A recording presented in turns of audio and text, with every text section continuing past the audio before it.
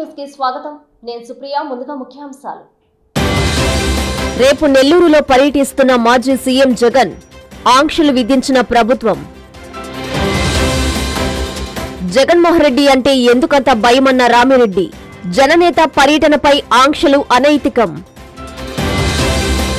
స్రవంతి cinema థియేటర్లో వ్యాపించిన మంటలు. పూర్తిగా దగ్ధమైన ప్రొజెక్టర్, ఫర్నిచర్. భార్య, అత్తల వేధింపులతో యువకుడు ఆత్మహత్య. వెలుగులోకి వచ్చిన సెల్ఫీ వీడియో.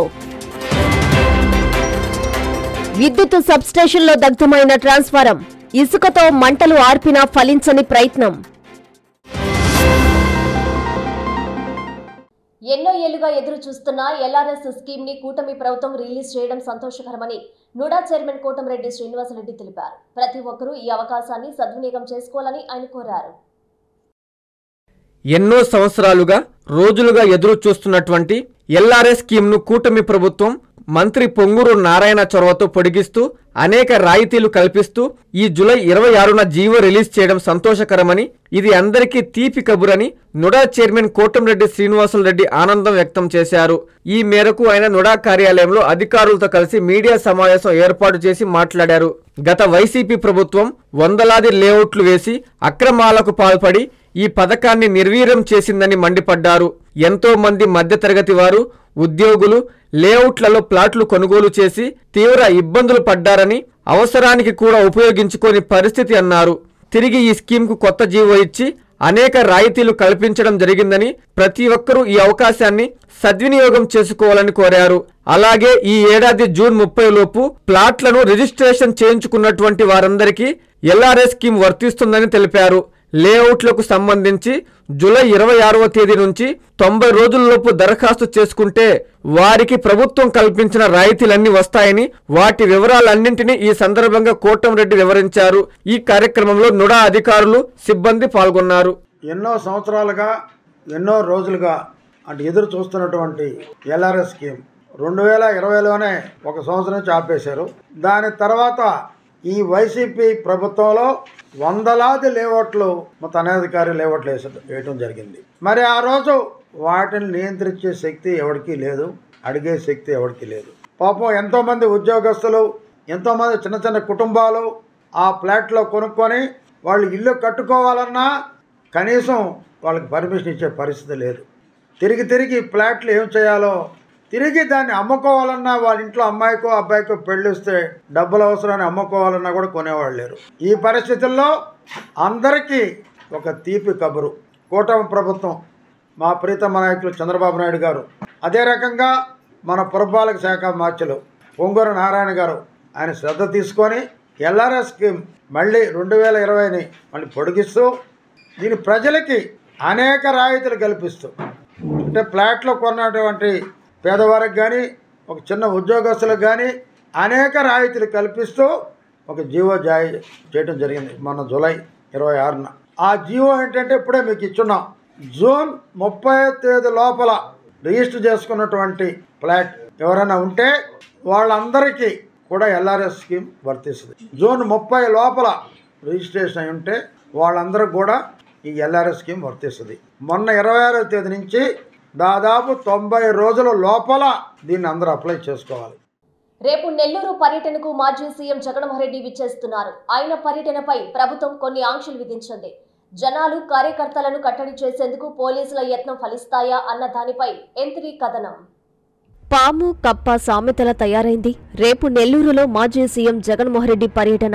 జగన్ను చూసేందుకు జనం, అభిమానులు, కార్యకర్తలు వేలాది మంది తరలి వెళ్లే అవకాశం ఉంది. ఆయన రాష్ట్రంలో ఎక్కడ పర్యటించినా అదే పరిస్థితి. అయితే ఇటీవల కొన్ని పర్యటనలు, ఓదార్పు కార్యక్రమాల్లో అపశృతి దొర్లుతుండటంతో పాటు ఇతర లా అండ్ ఆర్డర్ సమస్యలు తలెత్తుతున్నాయి. దీంతో జగన్ ఎక్కడ పర్యటిస్తున్నా ప్రభుత్వం కొన్ని ఆంక్షలను పెడుతోంది. ఈ క్రమంలో రేపు ఆయన నెల్లూరు వస్తున్నారు. నెల్లూరు కేంద్ర కారాగారంలో రిమాండ్ శిక్ష అనుభవిస్తున్న జిల్లా జిల్లా అధ్యక్షుడు కాకాని గోవర్ధన్ రెడ్డితో ములాఖత్ అవుతారు. అనంతరం నగరంలోని కొండాయిపాలెం గేటు ప్రాంతంలోని నల్లపరెడ్డి ప్రసన్నకుమార్ రెడ్డి ఇంటికి చేరుకుంటారు. అక్కడ ఆయన్ను పరామర్శిస్తారు. అయితే జగన్ హెలిప్యాడ్ వద్దకు కేవలం 10 మందికి మాత్రమే పోలీసులు అనుమతించారు. అలాగే భారీ ర్యాలీగా వెళ్లకూడదని వైసీపీ నేతలకు పోలీసులు ఇప్పటికే నోటీసులు అందించారు. ఇక పోలీసుల ఆంక్షలపై వైసీపీ శ్రేణులు మండిపడుతున్నారు. ఎక్కడికక్కడ కట్టడి చేసే ప్రయత్నాలు చేస్తున్నారు. సర్కిల్, పోలీస్ స్టేషన్ పరిధిలోని నేతలు, కార్యకర్తలను జగన్ పర్యటనకు వెళ్లనీయకుండా లోకల్ పోలీసులచే హెచ్చరికలు చేయిస్తున్నారు. ఈ నేపథ్యంలో జగన్ కోసం వచ్చే అభిమానులు, కార్యకర్తలు, ప్రజలను తాము ఆపలేమని వైసీపీ నేతలు చేతులెత్తేస్తున్నారు. ఈ నేపథ్యంలో పోలీసులు చేస్తున్న ప్రయత్నాలు ఫలిస్తాయా, లేక జగన్ పై ఉన్న అభిమానం ముందు ఈ ఆంక్షలు పనిచేయవా? రేపు నెల్లూరులో ఏం జరగబోతుంది? జగన్ పర్యటనపై ఉన్న ఉత్కంఠపై మరిన్ని వివరాలు అందించేందుకు మా ప్రతినిధి మహీద్ సిద్ధంగా ఉన్నారు. Mahid, over to you. రేపు మాజీ ముఖ్యమంత్రి వైఎస్ జగన్మోహన్ రెడ్డి నెల్లూరులో పర్యటించబోతున్నారు. ఏదైతే నెల్లూరు సెంట్రల్ జైల్లో ఉన్నటువంటి కాకాని గోవర్ధన్ రెడ్డితో ములాఖత్ కాబోతున్నారు. ములాఖత్ అనంతరం మాజీ ఎమ్మెల్యే కొవ్వూరు ప్రసన్నకుమార్ రెడ్డిపై ఇంటిపై జరిగిన దాడి నేపథ్యంలో ప్రసన్నకుమార్ రెడ్డితో పాటు ఆయన కుటుంబ సభ్యులను పరామర్శించబోతున్నారు వైఎస్ జగన్మోహన్ రెడ్డి. అయితే జైలు సమీపంలో ఏర్పాటు చేసినటువంటి హెలిప్యాడ్ వద్ద కేవలం 15 వాహనాలు మాత్రమే, కేవలం 10 మంది నేతలు మాత్రమే ఇప్పటికే పోలీసులు నోటీసులు జారీ చేశారు. ఇప్పటికే పర్మిషన్ ఇచ్చారు. ఈ నేపథ్యంలో ఇప్పటికే ముందుగా 3 వాహనాలు, 3 మాత్రమే పర్మిషన్ ఇచ్చారు పోలీసులు.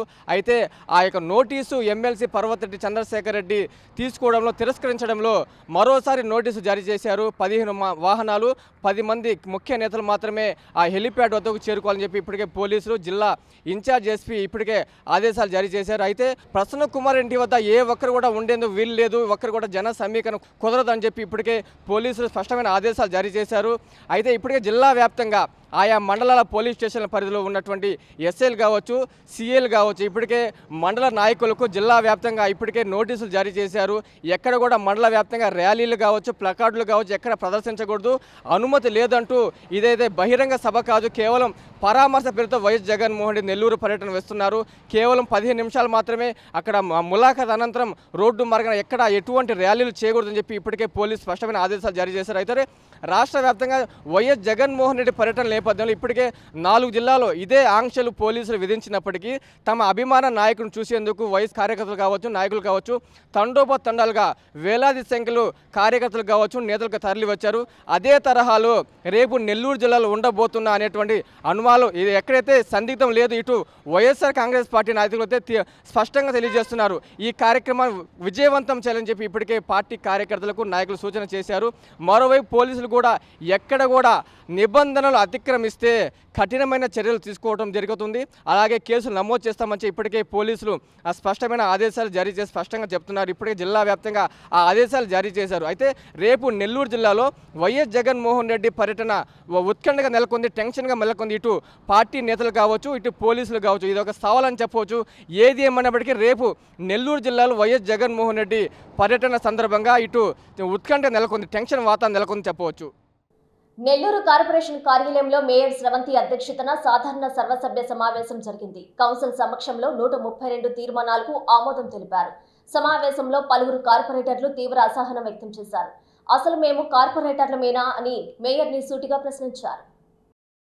నెల్లూరు నగరపాలక సంస్థ సాధారణ సర్వసభ్య సమావేశాన్ని కార్పొరేషన్ కార్యాలయంలోని doctor APJ Abdul Kalam council సమావేశ మందిరంలో బుధవారం జరిగింది. మేయర్ స్రవంతి జయవర్ధన్ అధ్యక్షతన జరిగిన సమావేశంలో నగరపాలక సంస్థ అన్ని డివిజన్ల కౌన్సిల్ సభ్యుల సమక్షంలో 111 main agenda, 6 supplementary agenda, 15 table అజెండాలుగా మొత్తం ప్రవేశపెట్టారు. 132 తీర్మానాలను అజెండాగా ప్రకటించగా అన్ని తీర్మానాలను కౌన్సిల్ సమక్షంలో ఆమోదించారు. పలువురు వైసీపీ కార్పొరేటర్లు, జనసేన సభ్యుల మధ్య వాగ్వాదం చోటు చేసుకుంది.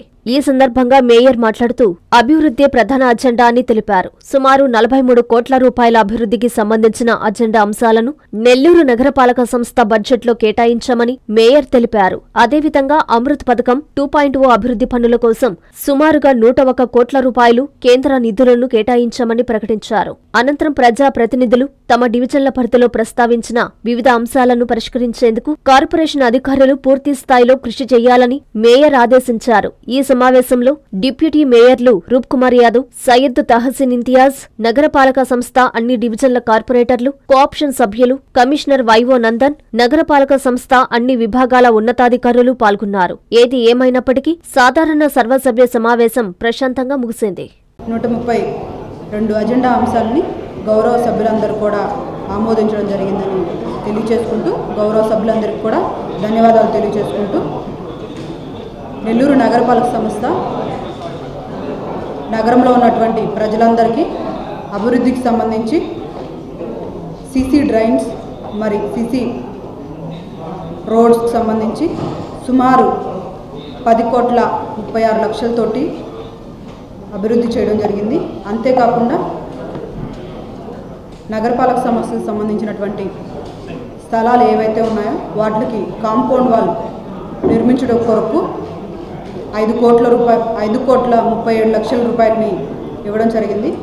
పారిశుద్ధ పనులకు పర్మనెంట్ ట్రాక్టర్లని, హైడ్రాలిక్ మిషన్స్ని మరి టిప్పర్స్ని వినియోగించుకోవడం కొరకు 10,18,00,000 రూపాయలని పెట్టుకోవడం జరిగింది. డ్రైనేజ్ క్లీనింగ్, పార్కుల అభివృద్ధి, నగర సుందరీకరణ కొరకు 6,95,00,000 రూపాయలని పెట్టుకోవడం జరిగింది. దర్గా అభివృద్ధి పనుల కొరకు 2,26,00,000 రూపాయలని పెట్టుకోవడం జరిగింది. వెహికల్స్ని కొనుగోలు చేయుటకు 2,47,00,000 రూపాయలు పెట్టుకోవడం జరిగింది. విఆర్ హై స్కూల్కి బస్సుల్ని కొనుగోలు చేయడానికి 5 కోట్ల రూపాయలని ఇవ్వడం జరిగింది. గణేష్ ఘాట్ పనుల కొరకు 10 లక్షల రూపాయలని ఇవ్వడం జరిగింది. సర్వసభ సమావేశానికి ఈ అభివృద్ధి కార్యక్రమాలకి మొత్తం గాను 42,73,00,000 రూపాయలతోటి ఎన్నో అభివృద్ధి కార్యక్రమాలకి సంబంధించి ఈ అజెండా అంశాల్లో పొందుపరిచి ఆమోదించడం జరిగింది. ఒక్క 24వ డివిజన్లోనే 5.60 కోట్ల అభివృద్ధి పనులు చేపట్టామని టీడీపీ నేత కోటంరెడ్డి గిరిధర్ రెడ్డి తెలిపారు. మా ప్రతి అడుగు ప్రజల కోసమేనని ఆయన చెప్పారు. ప్రతి అడుగు ప్రజల కోసమేనని టీడీపీ నేత కోటంరెడ్డి గిరిధర్ రెడ్డి తెలిపారు. నెల్లూరు రూరల్ నియోజకవర్గ పరిధిలోని 24వ డివిజన్ కనుపర్తిపాడు గిరిజన సంఘంలోని 30 లక్షల రూపాయల వ్యయంతో అభివృద్ధి పనులకు శంకుస్థాపన కార్యక్రమం జరిగింది. ఈ కార్యక్రమానికి కోటంరెడ్డి ముఖ్య అతిథిగా విచ్చేశారు. డివిజన్కి విచ్చేసిన ఆయనకి స్థానిక నాయకులు, కార్యకర్తలు, ప్రజలు శాలువాలతో సత్కరించి ఘన స్వాగతం పలికారు. ఈ సందర్భంగా ఆయన వారితో కలిసి అభివృద్ధి పనులకు శంకుస్థాపన చేశారు. అనంతరం కోటంరెడ్డి గిరిధర్ రెడ్డి మీడియాతో మాట్లాడుతూ కూటమి ప్రభుత్వం అధికారంలోకి వచ్చిన ఏడాది కాలంలోనే 24వ డివిజన్ అభివృద్ధికి 5.60 కోట్ల రూపాయల నిధులు కేటాయించామని చెప్పారు. ఈ డివిజన్ను అన్ని రకాలుగా అభివృద్ధి చేస్తామని ఆయన హామీ ఇచ్చారు. ఈ కార్యక్రమంలో డివిజన్ నాయకులు, కార్యకర్తలు పాల్గొన్నారు. కూటమి ప్రభుత్వం అధికారంలోకి వచ్చిన తర్వాత ఈ సంవత్సరం కాలంలో గౌరవ ముఖ్యమంత్రి శ్రీ నారా చంద్రబాబు నాయుడు గారు కానీ, అదేవిధంగా డిప్యూటీ సీఎం పవన్ కళ్యాణ్ గారు, యువనేత నారా లోకేష్ గారు, స్థానిక మంత్రివర్యులు గౌరవ మంత్రివర్యులు పొంగూరు నారాయణ గారి ఆశీస్సులతో నెల్లూరు రూరల్ నియోజకవర్గంలో కొన్ని కోట్ల రూపాయలతో ఈ సంవత్సరం కాలంలో అభివృద్ధి పనులు చేయడం జరిగింది. అదే కాకుండా గౌరవ ముఖ్యమంత్రి చంద్రబాబు నాయుడు గారు ఏదైతే మాట ఇచ్చారో ఆ సంక్షేమ పథకాలన్నీ కూడా ఒక్కొక్కటి అమలవుతున్నాయి. రాబో రోజుల్లో కూడా అన్నదాత సుఖీభవ కానీ, రేపు ఆగస్టు 15 నుంచి ఉచిత బస్సు సౌకర్యం కానీ ఇవ్వడం జరుగుతుంది. అదే కాకుండా నెల్లూరు రూరల్ నియోజకవర్గంలో జగన్మోహన్ రెడ్డికి ఎందుకంత భయపడుతున్నారని మాజీ ఎమ్మెల్యే రామిరెడ్డి ప్రతాప్ కుమార్ రెడ్డి అన్నారు. జననేత జగన్ పర్యటనపై ఆంక్షలు అనైతికమని మండిపడ్డారు. నెల్లూరు జిల్లాలో మాజీ మంత్రి కాకాని గోవర్ధన్ రెడ్డి, మాజీ ఎమ్మెల్యే ప్రసన్న కుమార్ రెడ్డిల పరామర్శకు వచ్చే మాజీ ముఖ్యమంత్రి జగన్మోహన్ రెడ్డికి ప్రభుత్వం అనేక ఆంక్షలు విధించడం అనైతికమని కావలి మాజీ ఎమ్మెల్యే ప్రతాప్ కుమార్ రెడ్డి అన్నారు. కావలిలోని ఆయన నివాసం వద్ద బుధవారం జరిగిన మీడియా సమావేశంలో మాట్లాడారు. ప్రజాదరణ కలిగి 42% ఓట్లు సాధించిన పార్టీ అధినేత ఒక మాజీ ముఖ్యమంత్రి వస్తున్నాడంటే ఆ పార్టీ నాయకులు, కార్యకర్తలు కలవకూడదని ఏ విధంగా ఆంక్షలు విధిస్తారన్నారు. వేల మందికి నోటీసులు ఇస్తున్నారని, జగనన్న అభిమానులు సంఘ విద్రోహక శక్తులని ప్రశ్నించారు. పోలీసులతో భయపెట్టాలనుకోవడం సబబు కాదన్నారు. హెలిప్యాడ్ కేటాయింపులోనూ ప్రభుత్వం పక్షపాత వైఖరి అవలంబించినట్లు తెలిపారు. ఈ కార్యక్రమంలో పట్టణ అధ్యక్షుడు కేతిరెడ్డి శివకుమార్ రెడ్డి, ఎస్సీసెల్ జిల్లా అధ్యక్షుడు కామరాజు, గన్నం ప్రసన్నాంజనేయులు, షాహుల్, జంపాని రాఘవులు, నెల్లూరు వెంకటేశ్వర్లు రెడ్డి, నాయబ్ రసూల్ తదితరులు ఉన్నారు. ఈరోజు ప్రభుత్వం కావచ్చు, అధికారులు కావచ్చు, ఏ విధంగా నిబంధనలు పెట్టారంటే హెలిప్యాడ్ కాడికి 10 మందిని మాత్రమే పంపిస్తాం, 3 వెహికల్స్ మాత్రమే పంపిస్తాం, ప్రసన్న ఇంటికాడ ఎవరిని పంపాం, ఆయనతో పాటు ఒక 3 పంపిస్తాం, ఆ చుట్టుపక్కల ఏరియాలో ఎవరు ఉండకూడదు. ఒక మాజీ ముఖ్యమంత్రి, ప్రజాభిమానం కలిగిన వ్యక్తి, 40% ఓటు ఈ రాష్ట్రంలో అత్యధికంగా తెచ్చుకున్న ఏకైక పార్టీ. ఆ పార్టీకి సంబంధించి ఎమ్మెల్యేస్ ఉన్నారు, ఎమ్మెల్సీస్ ఉన్నారు, రాజ్యసభ సభ్యులు ఉన్నారు, ఎంపీస్ ఉన్నారు. ఇంతమంది కలిగి ఉన్న పార్టీ నాయకుడు ఈరోజు వస్తే ఏ విధంగా నియమ నిబంధనలు పెట్టి అడ్డంకులు క్రియేట్ చేస్తున్నారో అర్థమవుతుంది. అదేవిధంగా ఈరోజు జగన్ అంటే మామూలుగా జననేత.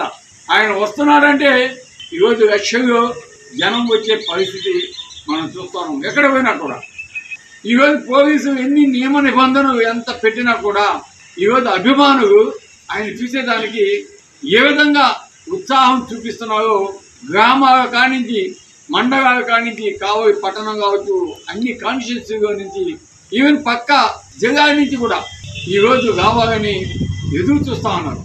అది ఆయనకుండే జనాభిమానం, ప్రజాభిమానం అనేది ఈరోజు అందరికీ తెలుసు. గతంలో జగన్మోహన్ రెడ్డికి గారు ముఖ్యమంత్రిగా ఉండగా లోకేష్ గారు పాదయాత్ర చేశారు, చంద్రబాబు నాయుడు గారు పాదయాత్ర చేశారు, అనేక కార్యక్రమాలు పాల్పంచుకున్నారు.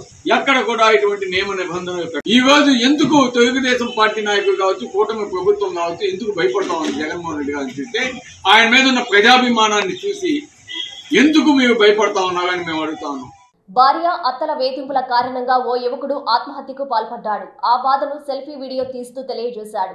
ఈ ఘటన చేజర్ల మండలం కొట్టాల గ్రామంలో చోటు చేసుకుంది. చేజర్ల మండలంలోని కొట్టాలు గ్రామానికి చెందిన ఓ యువకుడు ఆత్మహత్యకు పాల్పడ్డాడు. కుటుంబ కలహాలే కారణమంటూ తన బాధను సెల్ఫీ వీడియో తీస్తూ తెలియజేశాడు. వివరాల్లోకి వెళితే కుంకు తేజేష్ ఉలవపల్లి కొట్టాలు మధ్యలో తన భార్య, అత్త వేధిస్తున్నారని తెలిపాడు. తన తల్లిని ఆసుపత్రికి తీసుకెళ్లడం కూడా ఇష్టం లేక తనను మానసికంగా వేధించారని, వివాహం చేసుకున్నప్పటి నుంచి తనను నానా రకాలుగా హింసిస్తున్నారని, ఓపిక నశించి ఆత్మహత్యకు పాల్పడుతున్నట్లు సెల్ఫీ వీడియో తీసుకున్నాడు. అదే విధంగా అమ్మా నాన్నలను బాగా చూసుకోవాలని తన అన్నకి చెబుతూ తన చావుకు కారణం తన భార్య సరళ, తన అత్తే కారణమన్నాడు. అనంతరం గడ్డి మందు తాగి ఆత్మహత్యకు పాల్పడ్డాడు. కొంతసేపటి తర్వాత అటుగా వెళ్లిన పశువుల కాపరులు గమనించి స్థానికుల సహాయంతో 108 వాహనం ద్వారా ఆత్మకూరు వైద్యశాలకు తరలించారు. పరిస్థితి విషమంగా ఉండడంతో అక్కడి నుంచి నెల్లూరు నారాయణ వైద్యశాలకు కుటుంబ సభ్యులు తరలించారు. అయితే పరిస్థితి విషమించడంతో నెల్లూరులోని ఏపీఎస్ఆర్ జీహెచ్ కు తరలించగా చికిత్స పొందుతూ మృతి చెందాడు. సెల్ఫీ వీడియో ఆధారంగా మృతుడి భార్య, అత్తపై కేసు నమోదు చేసి దర్యాప్తు చేస్తున్నట్లు ఎస్ఐ తెలిపారు. ఇంట్లో ఫ్యామిలీ, నా భార్యకి నాకు సమస్యలు ఉన్నాయి. తల్లికి బాగాలేకుంటే ఎవరు చూపిస్తాడు? కొడుకులు చూపిస్తారు, ఎవరు చూపిస్తారు? నీ తల్లికి చూపించు, నువ్వు మీ ఆయన మొగ్గుడు లేడా, మా నాయన లేడా అని అంటివి. నన్ను పెళ్లి చేసుకుని నాన్న మాట్లాడు, నువ్వు ఏడను పోయి సావలేదే, నువ్వు నాకెందుకు, నేను చేసుకున్న దరిద్రం పట్టింది, నేను ఎప్పుడెప్పుడు విడిపించుకొని వస్తాను. విడిపించుకొని ఉన్నప్పుడు నన్ను విడాకులు ఇచ్చే నాకు అవసరం లేని చెప్పి అయిపోవాలి, కానీ నా మనసు బాధ పెడుతుంది, పోయి 5 రోజులు ఊళ్ళో ఉండిస్తుంది. నేను ఏమైనా నన్ను అప్పుడు సహనం ఓపిక పట్టుకొని నేను ఏమైనా ఒక మాట అన్నాను? నేను అనలేదు, నేను చేయలేదు. ఇన్ని మాటలు అన్నా కూడా నా టార్చర్ పెడతాను. అందుకని నేను మాస్టర్లో చూన్నా. రే లోకేరే, అమ్మను మాత్రం జాగ్రత్తగా చూసుకోరా, అమ్మని నాయన జాగ్రత్త చూసుకో నాయన. నువ్వు ఎప్పుడైనా మారి అమ్మని నాన్నని జాగ్రత్తగా చూసుకో నాయన, నన్ను క్షమించమ్మా. అనేది నా లాస్ట్ నా సాగు కారణం మాత్రం మా అత్త, మా భార్య. అది మాత్రం కష్టం. లోకి అమ్మని నాయన జాగ్రత్తగా చూసుకోరా. యానాదికి పాప రిజిస్ట్రేషన్ పెట్టుకుని నమ్మని డబ్బులు ఇచ్చిండు, నన్ను నమ్మి వాడికి ఏదో చేయించి నేను ఉన్నా లేకపోయినా చేసిండ్రా. ఇదే నా మనవి. ఏమో తప్ప నాకు క్షమించండి. ఇన్ని రోజులు నేను సరిగించిన ఓపిక పట్టిన పోతే పని నా భార్య అంటే అనేది అనుకున్నా. లాస్ట్కి ఇంతవరకు చేస్తుందా పాప మా అమ్మ నన్ను నమ్ముకొని మా పిల్లలు నమ్ముకొని ఉంది అని నేను నా చావు మాత్రం వాళ్ళ మాత్రం వదిలేదానికి లేదు. నేను ముందరే చెప్తాను, నాకు ఇష్టం లేదంటే వదిలేసి వెళ్ళిపోవాలి. కానీ అవసరం లేకుండా నువ్వు వచ్చి నేను నాన్న మాట్లాడినా ఎందుకు నా మాట నువ్వు ఓపిక చాలా రోజులు పట్టినా నా వల్ల కాలే. ఇంకా నేను క్షమించమ్మా,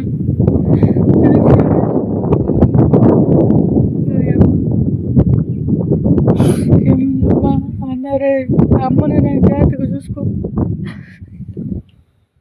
కావలిలోని స్రవంతి సినిమా థియేటర్లో ఒక్కసారిగా మంటలు వ్యాపించాయి. థియేటర్లోని ప్రొజెక్టర్, ఫర్నిచర్ పూర్తిగా దగ్ధమైపోయాయి. దగ్ధమైన థియేటర్ని ఎమ్మెల్యే కావ్య కృష్ణారెడ్డి సందర్శించారు. నెల్లూరు జిల్లా కావలి పట్టణంలో స్రవంతి సినిమా థియేటర్ బుధవారం దగ్ధమైంది. ఉదయం 10:40 సమయంలో థియేటర్లో నుంచి ఉన్నపలంగా మంటలు చెలరేగాయి. గుర్తించిన థియేటర్ సిబ్బంది వెంటనే అగ్నిమాపక కేంద్రానికి సమాచారం అందించారు. హుటాహుటిన వాహనంతో చేరుకున్న అగ్నిమాపక సిబ్బంది మంటలను అదుపు చేశారు. అప్పటికే థియేటర్ లోపల ప్రొజెక్టర్, ఫర్నిచర్ పూర్తిగా కాలి బూడిదయ్యాయి. సినిమా ప్రారంభానికి ముందు ప్రమాదం జరగడం, ఎలాంటి ప్రాణ నష్టం జరగకపోవడంతో అంతా ఊపిరి పీల్చుకున్నారు. ప్రొజెక్టర్ వద్ద విద్యుత్ షాక్తో మంటలు వ్యాపించి ఉంటాయని అంతా భావిస్తున్నారు. అక్కడి నుంచి మంటలు వచ్చాయని సిబ్బంది చెబుతున్నారు. థియేటర్ యజమాని శంకర్ రెడ్డి స్థానికంగా లేరని తెలుస్తుంది. ఈ అగ్ని ప్రమాదంలో సుమారు ₹1 కోటి నష్టం వాటిల్లి ఉంటుందని అంచనా వేస్తున్నారు. థియేటర్లో ప్రతిరోజు ఉదయం ఆటగా 11:45 సినిమా ప్రదర్శిస్తుంటారు. అగ్ని ప్రమాదం ముందుగానే జరగడంతో అందరూ ఊపిరి పీల్చుకున్నారు. విషయం తెలుసుకున్న కావలి ఎమ్మెల్యే కావ్య కృష్ణారెడ్డి దగ్ధమైన థియేటర్ను పరిశీలించారు. ప్రమాదానికి కారణాలు తెలుసుకున్నారు. థియేటర్ దురదృష్టవశాత్తు షార్ట్ సర్క్యూట్ వల్ల ఈరోజు థియేటర్ మొత్తం కూడా కాలిపోవడం జరిగింది. అయితే అదృష్టం కొద్దీ ఎక్కడ కూడా ప్రాణ నష్టానికి ఎటువంటి భంగం వాటిల్లకుండా ఆస్తి నష్టం వాటిల్లటం కూడా జరిగింది.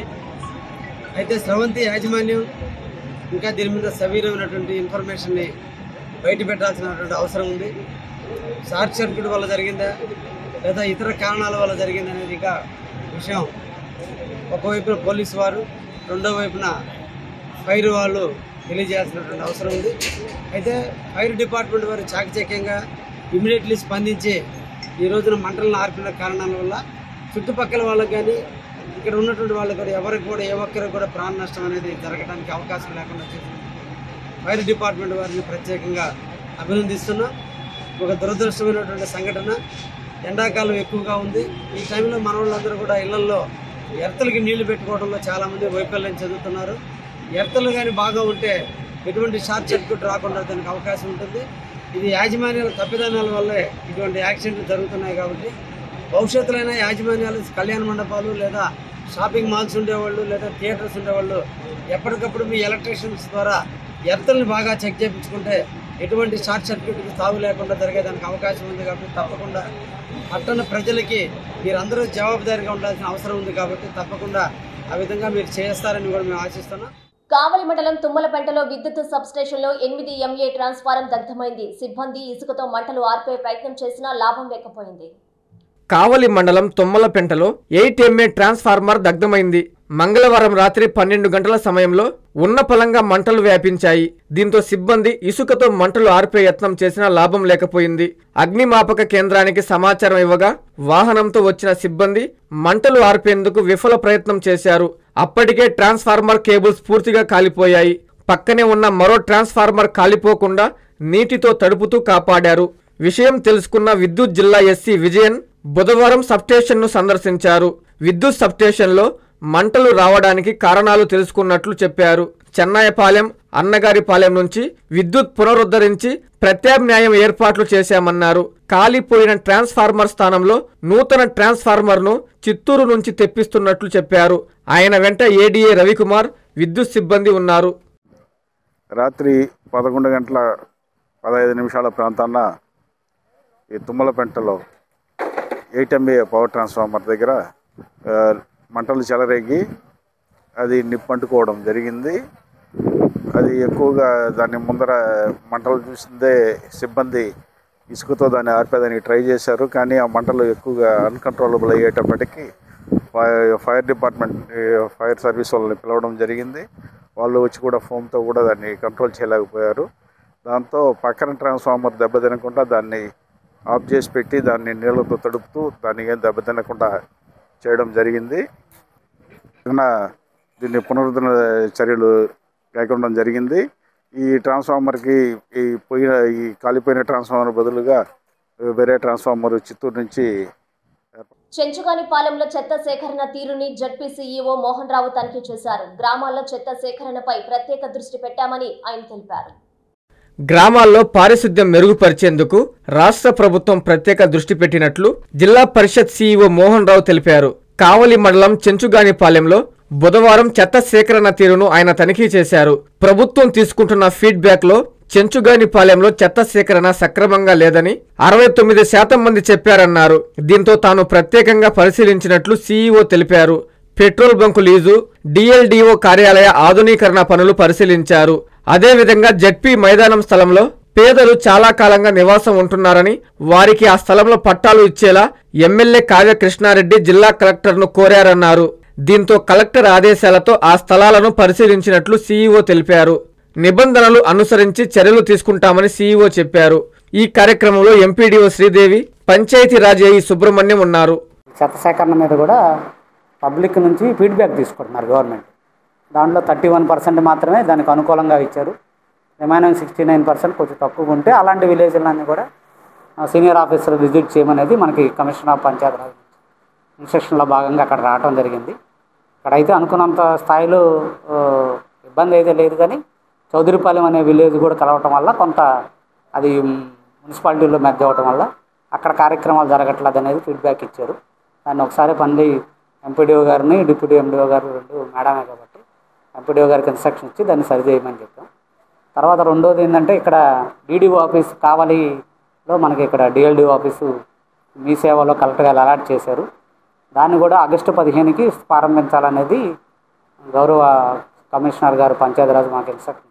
నర్సాపురం గ్రామంలోని ప్రభుత్వ కార్యాలయం మందుబాబులకు అడ్డాగా మారిందని స్థానికులు ఆరోపిస్తున్నారు. ఎన్నిసార్లు అధికారులకు ఫిర్యాదు చేసినా పట్టించుకోవడం లేదని ఆవేదన వ్యక్తం చేస్తున్నారు. నెల్లూరు జిల్లా ఇందుకూరుపేట మండలం నర్సాపురం గ్రామంలోని ప్రభుత్వ కార్యాలయం అసాంఘిక కార్యకలాపాలకు అడ్డాగా మారిందని స్థానికులు ఆరోపిస్తున్నారు. కార్యాలయంలో ఎక్కడ చూసినా ఎటు చూసినా మద్యం సీసాలే దర్శనమిస్తున్నాయని ఆగ్రహం వ్యక్తం చేస్తున్నారు. ఈ విషయాన్ని సంబంధిత అధికారుల దృష్టికి తీసుకెళ్లినా పట్టించుకోవడం లేదని మండిపడుతున్నారు. మందుబాబుల కారణంగా రాత్రిపూట ఇళ్ల వద్ద మహిళలు తీవ్ర ఇబ్బందులు ఎదుర్కొంటున్నామని చెప్పారు. ఈ విషయంపై పంచాయతీ కార్యదర్శిని వివరణ కోరగా అధికారులు విధులు నిర్వహించే కార్యాలయంలో రాత్రి వేళల్లో అసాంఘిక కార్యకలాపాలు జరుగుతున్నాయన్నారు. దీనిపై స్థానిక పోలీస్ స్టేషన్లో ఫిర్యాదు చేస్తామని తెలిపారు. నర్సాపురంలో ఉన్న నేను ఒక 8 నెలల నుంచి వచ్చి ఇక్కడ ఉన్న సమస్యలన్నీ మొత్తం కొంచెం సాల్వ్ చేసుకుంటూ వస్తున్నాము. ఇక్కడ మిగతా సమస్యలు కూడా ఒక 1 వీక్ 2 వీక్లో సాల్వ్ చేయగలము. పంచాయతీలో కూడా కొంచెం డ్రింక్ చేస్తున్నారు, అక్కడ బాడీస్ మేము క్లియర్ చేస్తున్నాం. వాటిని వచ్చి ఎస్ఐ గారికి కంప్లైంట్ ఇస్తాం అనుకున్నా. అంటే ఎవరైనా తెలియలేదు ఇప్పటివరకు ఎవరి మీద కంప్లైంట్ ఇవ్వాలనేది. చుట్టుపక్కల అడిగినా కూడా ఎవరు చెప్పట్లేదు. అందుకోసమని ఇక నుంచి మామూలుగా అన్నోన్ పర్సన్స్ అని ఇవ్వాలనుకుంటున్నాను. వార్తలు ముగించే ముందు ముఖ్యాంశాలు మరోసారి. రేపు నెల్లూరులో పర్యటిస్తున్న మాజీ సీఎం జగన్, ఆంక్షలు విధించిన ప్రభుత్వం. జగన్మోహన్ రెడ్డి అంటే ఎందుకంత భయమన్న రామిరెడ్డి, జననేత పర్యటనపై ఆంక్షలు అనైతికం. స్రవంతి సినిమా థియేటర్లో వ్యాపించిన మంటలు, పూర్తిగా దగ్ధమైన ప్రొజెక్టర్, ఫర్నిచర్. భార్య, అత్తల వేధింపులతో యువకుడు ఆత్మహత్య, వెలుగులోకి వచ్చిన సెల్ఫీ వీడియో. విద్యుత్ సబ్స్టేషన్లో దగ్ధమైన ట్రాన్స్ఫారం, ఇసుకతో మంటలు ఆర్పినా ఫలించని ప్రయత్నం.